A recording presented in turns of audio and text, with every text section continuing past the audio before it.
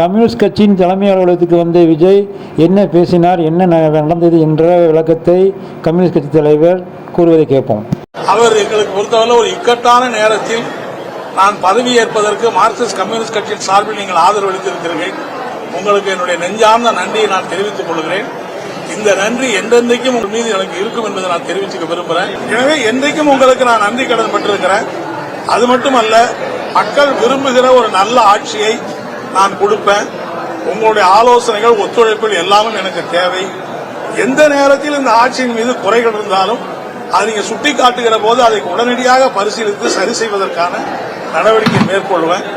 மக்களுக்கு விரோதமா, மக்களை பாதிக்கக்கூடிய எந்த செயல்களிலும் இந்த அரசு ஈடுபடாதுங்கிறத நான் ரொம்ப உறுதியா தெரிவிச்சுக்க விரும்புறேன்.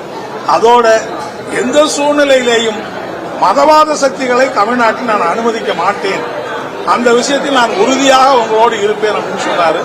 நாங்க அவருக்கு சொன்னோம், ஒரு செக்குலர் அரசாங்கத்தை நீங்கள் அமைப்பேன்னு சொல்லுவதும், அரசியல் அமைப்பை பாதுகாப்பது, மக்கள் நலன் காக்கிற அரசாக நீங்கள் இருப்பது சொல்வதனால உங்களுக்கு நாங்கள் முழுமையாக ஆதரவு கொடுத்திருக்கிறோம். எங்களுடைய அகில இந்திய தலைமை உட்பட உங்களுடைய நடவடிக்கைகளுடைய உங்களுக்கு ஆதரவு அளிப்பது மட்டுமல்லாமல் உங்களுக்கு ஒத்துழைப்பு கொடுக்க வேண்டும் என்று அங்கிருந்து அறிக்கையெல்லாம் கொடுத்திருக்கிறார்கள். எனவே அந்த வகையில் உங்கள் ஆட்சிக்கு எங்களுடைய ஒத்துழைப்பு இருக்கும். எங்களை பொறுத்தவரையில் தனிப்பட்ட எந்த சலுகைக்கும் எந்த இதுக்கும் நாங்கள் உங்களை அணுக மாட்டோம்.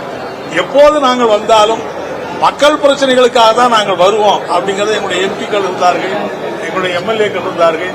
எல்லாரும் நாங்கள் மக்கள் பிரச்சனைக்காக தான் நாங்கள் வருவோம். தனிப்பட்ட எந்த சலுகையோ எந்த உரிமையோ நாங்கள் கோர மாட்டோங்கிறது அவங்க சொன்னோம்.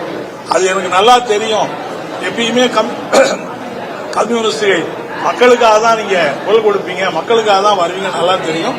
நிச்சயமா நான் நீங்க விரும்புகிற மாதிரி ஒரு ஆட்சியை நான் கொடுப்பேன்னு சொன்னாரு. நேரடியா கார்ல் மார்க்ஸ் சிலைக்கும் மலர் தூவி வணக்கத்தை செலுத்திட்டு அப்புறம் இங்கிருந்து விடைபெற்று சென்றேன்.